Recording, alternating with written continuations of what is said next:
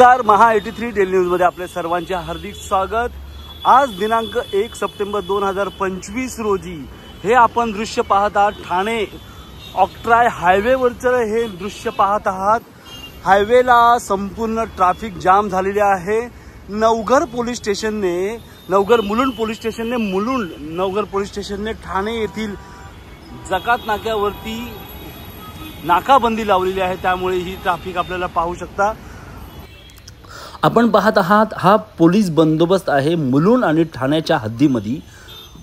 जे ठाण्यामधून मुंबईमध्ये मराठा आरक्षणाबाबत मराठा समाज जात आहे त्यांना न अडवता ही ट्रॅफिक जाम झालेली आहे। ती आहे पोलिसांनी नाकाबंदी केलेली आहे।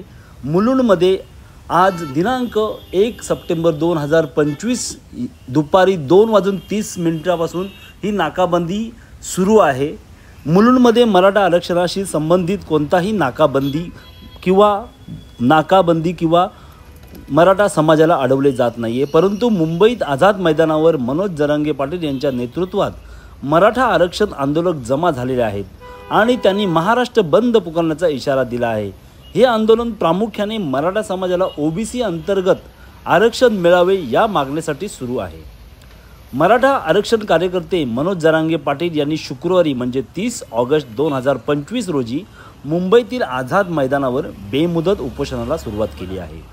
मराठा समाजाला ओबीसी अंतर्गत आरक्षण मिळावे आंदोलन करण्यादरम्यान एक काठी जरी मारली तर मुंबईसह महाराष्ट्र बंद पाडू असा इशारा देण्यात आला आहे।